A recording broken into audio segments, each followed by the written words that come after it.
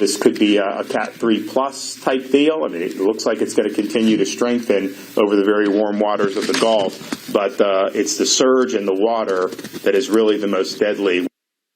That's the governor in Levy County today, tracking IDALIA as people across north central Florida get ready for the storm. We'll have information including evacuations, shelter locations, and school closures, sandbag distribution sites for you. But first, let's check in with TV 20's chief meteorologist, Bill Quinlan. Bill? Well, IDALIA, not quite to hurricane strength yet, but it still has a long way to go. Not in time, but as it moves over the Gulf of Mexico, it's going to move into very warm waters, very deep warm waters, which are going to feed this storm. As the wind shear begins to lessen, it's going to intensify and also allow it to expand its wind field quite a bit. Right now, 70-mile-per-hour winds heading to the north at 987 millibars. That's the pressure dropping a little bit from what it was yesterday, but it hasn't really bottomed out as of yet. We are expecting to see it intensify to Category 1, then Category 2 status with 105-mile-an-hour winds during the early part of Tuesday afternoon. By Tuesday evening, overnight into Wednesday morning, we're looking at a 120-mile-per-hour storm, potentially forecast from the National Hurricane Center, but pay attention to the cone. Anywhere within that cone should be the center of the storm, not the effects of the storm. The effects will be felt outside of that, several hundred miles, as a matter of fact, from Tampa Bay to Orlando, back up to Gainesville as we head through the afternoon and evening hours for tomorrow. Here we have the potential for tropical storm force winds arrival time anytime after 8 o'clock tomorrow evening, then into the daytime on Wednesday, inundating all of north central Florida. Hurricane warnings along the coast. That means hurricane conditions are likely within this area from I-75 back out to the west anytime in the next 36 hours. So get ready for that probably early on Wednesday morning, and then during the day on Wednesday, increasing in coverage and pulling inland across north central Florida. The storm surge also, a storm surge warning along the coast with seas, or the storm surge is expected to be between 7 and 11 feet along that line, could be even higher, with the waves on top of that surge as well. So in daily impacts here, late Tuesday through the day on Wednesday, dangerous storm surge along the coast with hurricane force winds. Hurricane force also potentially inland areas north central Florida, something we haven't seen here in a number of years, with tornadoes and heavy rainfall continuing through the daytime on Wednesday. We have team coverage in Levy County as residents are starting to prepare for the incoming storm. Governor DeSantis was in the county today, warning residents of the possible strength of IDALIA. TV 20's Cameron Line is in Cedar Key right now as residents continue their preparations. But first, we start with TV 20's Zitlali Solache in Bronson, where the governor spoke today. Zitlali, what did he outline? Yeah, Dave, when the governor spoke right here at the Levy County Sheriff's Office, he wanted to make clear that those who live on the west coast of the county, that they evacuate inland before tomorrow. County staff, the sheriff, and state officials were in attendance. The governor says he has been in contact with the White House and FEMA ahead of the storm. He urges evacuations for people who are in vulnerable areas along the state's west coast to move inland and be somewhere inside that can withstand hurricane force winds. And also just prepare to lose power. If you're in the if you're in the path of this storm, especially in this area here, there's a lot of trees. There's going to be trees that get knocked down. There's going to be power lines that are going to get knocked down. That's just the reality. So understand that, prepare for that. He announced the state has gallons of fuel that will be brought in and 7 search and rescue teams that are ready to respond. Emergency responders are on standby with water, MREs, and tarps. And for small businesses, the governor suggests they contact the Levy County Emergency Management Team for any assistance or support. And we also have coverage for you at Cedar Key, where we spoke with residents and business owners who are preparing ahead of the storm. Cameron, how are residents preparing by the coast? Yeah, Zitlali, with IDALIA approaching, you would think as the day winds down, people would be winding down here, but it's been the exact opposite. You could definitely tell that preparations are cranking up. Now, the majority of businesses here were open today, but that won't be the case tomorrow. There's an evacuation order for residents in coastal Levy County communities. Now, workers and shop owners are packing up what they can, but they say safety is more important. Just everybody be safe out there, and just when they say go, go. Don't stay behind. You can replace all this stuff. You just can't replace your life. Just seeing some of the prep being done here and hearing from island residents has others in the county taking the storm seriously as well. was like, oh, it'll be a rain with a name, a hard rain with a name. That's what I'm thinking. But after talking to these folks here and seeing them bag up their clothing and everything, I don't know now. I'm thinking it could be a lot of flooding. And of course, the fear here is a repeat of 2016 when Hurricane Hermine, did take out a lot of Dock Street. And now there is one sandbag location here, and that's at the community center. I will say when I first kind of pulled in and drove around the community around noon, there was maybe 1 in 10 homes that were boarded up, but obviously that is increasing as this evacuation order is set for 4 p.m. tomorrow. Reporting live in Cedar Key, Cameron Lunn, TV 20 News. A mandatory evacuation notice is being issued for certain residents of Suwannee County. Anyone living in a mobile home, trailer, or structurally compromised home is required to leave. The notice goes into effect in Suwannee County tomorrow at noon. The people there are saying Category 3 force winds are expected along the Suwannee River. Full list of announced shelters is on our website, WCJB.com. And we're learning about the first storm shelter locations to open in north central Florida. Levy County officials will open a special needs shelter at Bronson Elementary School tomorrow morning at 8 o'clock. A pet-friendly general population shelter will open at 8 a.m. at Bronson Middle High School. If they reach capacity, Williston Middle High School will then open as a shelter. In Marion County, a special needs shelter opened at 5 o'clock today at Westport High School. General population shelters will open tomorrow at 8 a.m. Those are at Forest High School, Horizon Academy, Lake Weir High School, North Marion Middle, and Vanguard High School. And the Vanguard and Lake Weir shelter locations, we want you to know, are pet-friendly. In Bradford County, general population, special needs, and pet-friendly shelters are expected to open tomorrow afternoon. Shelter locations are also going to be available in Alachua County starting at 10 a.m. Officials aren't telling us the locations, though, until tomorrow. Suwannee County has shelters opening at noon tomorrow. Residents can go to Branford Elementary School. Anyone with pets can go to Suwannee Pineview Elementary. Suwannee Springcrest Elementary will also open as a special needs shelter. Have all this information with more details on our website, WCJB.com. And we have updated information about school closures across north central Florida. Alachua, Columbia, Dixie, Levy, and Suwannee County public school districts are closed tomorrow and Wednesday. Gilchrist County and Marion County school campuses will be closed tomorrow and Wednesday. Bradford County School District will be closed Wednesday only. Union County and Putnam County public schools will close on Wednesday and Thursday. Florida Gateway College, Santa Fe College, and College of Central Florida are closing their campuses tomorrow and Wednesday. And the University of Florida will close its campuses starting at noon tomorrow as well as Wednesday. Alachua County School Board meetings about the district's rezoning plans are postponed due to the storm. The district's special board meeting scheduled for 9 a.m. tomorrow, plus community input sessions set for tomorrow and today, are canceled for now. School officials say they'll announce the new dates as soon as they're confirmed. As people across north central Florida are preparing for IDALIA, one county is preparing for possible severe flooding. We'll tell you what Dixie County officials are saying about the storm next when the TV 20 News at 6 returns.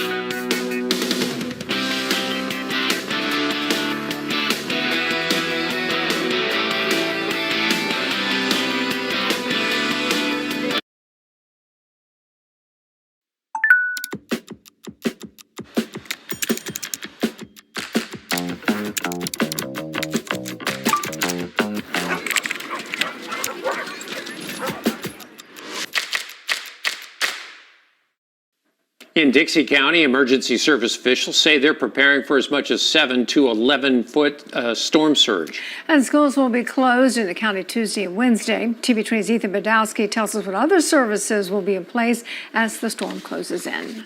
Take every precaution possible, leave if you can. Mandy Lemmerman with Dixie County Fire Rescue is urging residents to take IDALIA seriously and be prepared.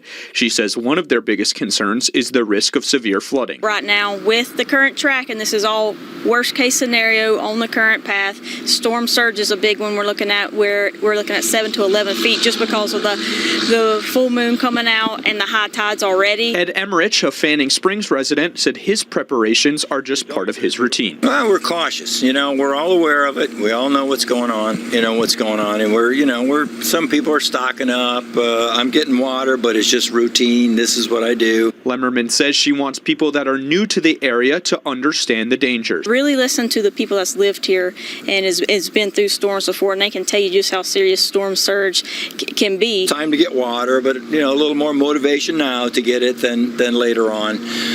Fill up the gas tanks.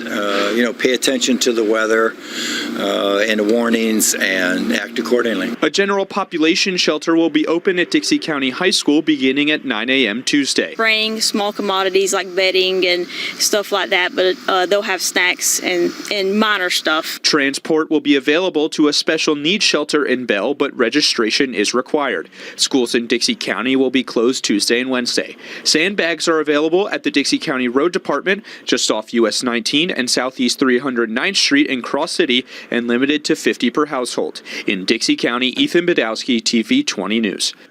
Lake City Council members met this afternoon, like most city and county leaders, to formally declare a state of emergency. And they also got an update on IDALIA's impact from the city fire chief. TV 20's Ralph Flood joins us in the studio. Ruel, tell us about preparations in Lake City. Dave, Lake City Fire Chief Josh Wanger went over the briefing from Columbia County emergency management officials to Lake City Council members as IDALIA approaches North Central Florida. Fire crews are preparing their fleet with fuel and maintenance needs tomorrow morning. Wanger says their fire department vehicles have to come off the roads if the winds reach a sustained 45 miles per hour. We are preparing for the worst. We're ready. We're going to increase our manpower starting tomorrow at evening at each station, and then we'll hold those crews over. So we double up. So I believe that the police department is also doing the same thing. They're Alpha Bravo shifts to prepare for anything that we need. SANDBAG shelter and school closure locations for Columbia County and the rest of the region is available on WCJB.com. Now there will be another briefing among Lake City and Columbia County first responders from the county's emergency management office at 9 a.m. tomorrow. Reporting in the studio, Ruel Flood, TV 20 News. Gainesville city leaders are updating residents about storm procedures in the city. In a town hall style meeting, city commissioners ask emergency management experts about sandbag shelters and closures. Our goal, again, is to share important preparedness information to keep you and your family safe as this dangerous weather moves through our area.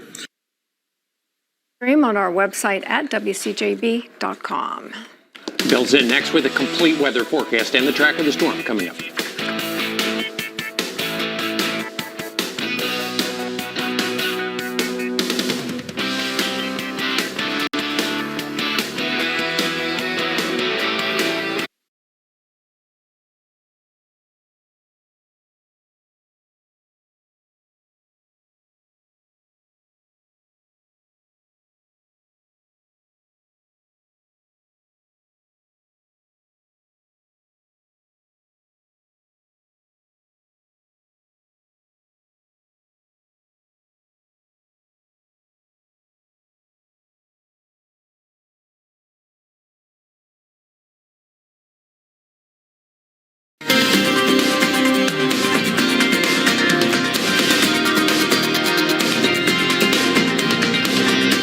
Peak of hurricane season about 10 days away. You'll notice we have two storms. Of course, Franklin is a Category 4 hurricane, really intensifying over the last 24 hours with 145-mile-an-hour winds, moving to the north at 9, bypassing Bermuda, which is good news for those folks, only under a tropical storm watch now, even though this will potentially close to Category 5 status with 155-mile-an-hour winds. It's a very compact storm with hurricane-force winds only extending outward about 35 miles from the center. However, our other storm, IDALIA, has tropical storm force winds that extend outward 150 miles from the center, and this system is just getting organized right now. The 5 o'clock advisory, 70-mile-per-hour winds heading to the north at about 8, so it's continuing on that track and continue moving off to the north into the southern Gulf of Mexico down the line, intensifying into Category 1, then Category 2 status, and then possibly major Category 3 with 120-mile-per-hour winds plus,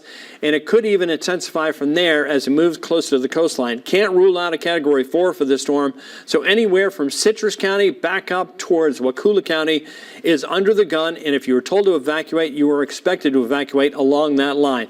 Here we have the tropical watches and warnings across the coastline and interior sections of north central Florida, the East Coast. Tropical storm watch in effect from Jacksonville down to Daytona Beach and Palaca. Once you get over towards 301 to I-75, it is a hurricane watch, which will most likely get upgraded to a hurricane warning sometime later tonight during the day tomorrow, and hurricane warning from I-75 back out to the west, where we also have a storm surge warning, which is going to be devastating for the folks along the Gulf Coast. Depending on where the storm makes landfall, it's still going to be very, very tight forecast for this system as it moves onshore with 7 to 11-foot seas inland areas. You can see this as you look along from the coastline inland to about US 19. We're looking at winds of 110 mile per hour or higher. Moving in from there from US 19, I-75 back over to 301, including Live Oak, Lake City, Stark, Gainesville, Ocala, 74 to 110 mile per hour winds. That's category 1 to category 2. And outside of that area, it looks like strong tropical storm force winds. How much rainfall are we expecting? Bulk of the rain is going to be traveling more to the north here. You can see the swath from Cedar Key northwards. A new update on this. If it moves across the Santa Fe River Basin, that could cause some flooding down the line, not necessarily for tomorrow, but down on Thursday or Friday as the rivers continue to rise. Wind damage potential will be high. Flooding will be moderate, and storm surge, of course, is devastating along the coastline, and tornado damage increasing tomorrow night into the early part of Wednesday. Today we managed to get to 94 degrees, a warm overnight. You'll notice the showers and storms building up here across the interior section of north central Florida. These are not associated with the tropical system. Well to the south, just your afternoon showers and storms with some strong storms back up toward Brantford and also down just north of Crystal River near Denellen. You can see these storms still moving off towards the north and the west at about 10 to 15 miles an hour. A look at Horseshoe Beach. You'll see what's going on here. Back out into the Gulf of Mexico. It's been a beautiful afternoon. A number of boats coming on by, hopefully getting their boats out of the water before they have to evacuate. With a wind gust out of the south at about 15 miles an hour. You'll see those showers and storms dropping off for this evening. Tomorrow looks like a pretty quiet day until we get late in the day into the afternoon, evening hours. That's when the storm gets quite a bit closer and then potentially affects areas of north central Florida. Either north or south of that path will mean a big difference along the Gulf Coast. Scattered showers and storms, skies clearing out, and then pretty warm overnight, going with 74 degrees for tomorrow. We go at 93 for high, 86 on Wednesday. Rain chances up to 90% for the next 2 days, and the rain chances drop off with the temperature staying warm all the way through the end of the weekend and the beginning of next week. Your safety certainly remains a priority for us. If you do have any video or pictures of the storm or the aftermath that you would like to share with us, we'd love to see them. Go to WCJB.com, click on the Submit Photo or Video button. It'll be right near the top of the page. And then the Weather button. Follow the instructions, but remember, don't take any risks to shoot that video or photos. Might be easy to forget this is a game week here for Gator Yes. football. Sports is up next.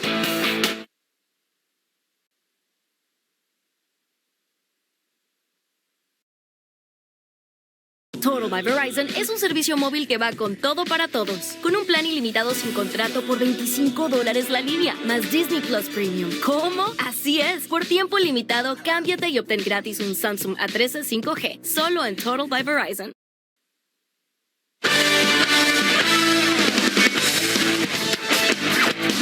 I can't believe we are 3 days away from Florida at Utah. Since the end of last season, head coach Billy Napier revamped this roster, hired new coaches, and is preparing for the future. In part one of our three-part series, Gator insider Steve Russell spoke to the head coach.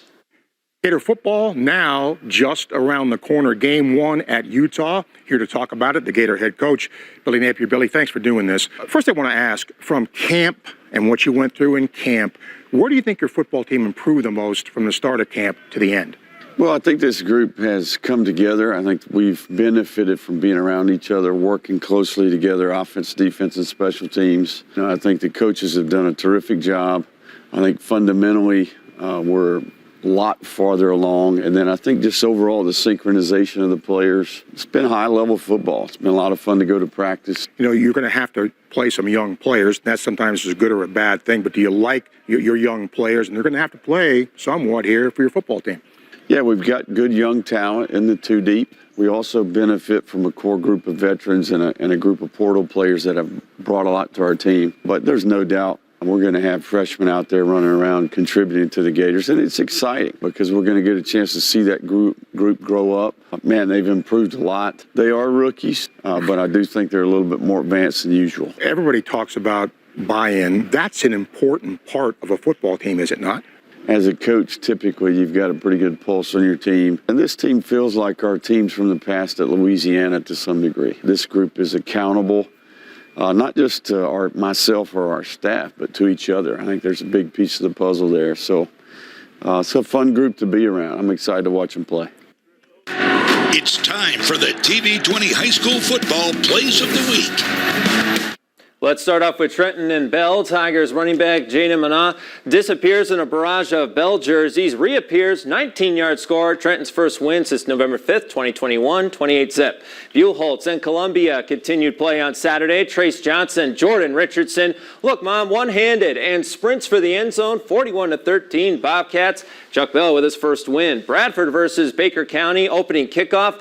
Bradford's Willie Pollard turns on the NOS, and the muscle car and pads is gone. 70 yards for the score. Tornadoes edge the Wildcats, 12-zip. Eastside versus Inlet Grove. 3rd and goal for the Hurricanes. Rams senior Jaden Mance throws Canes Dennis Ford into the spin cycle. Eastside wins 28-9. Those are your actually, no, we got one more. I'm so sorry about that. Let's go to Newberry.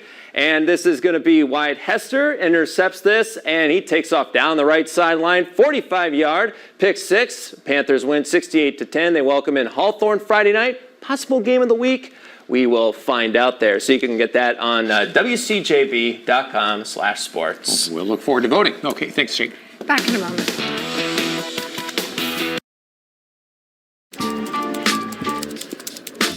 There we go. Foul too big. What?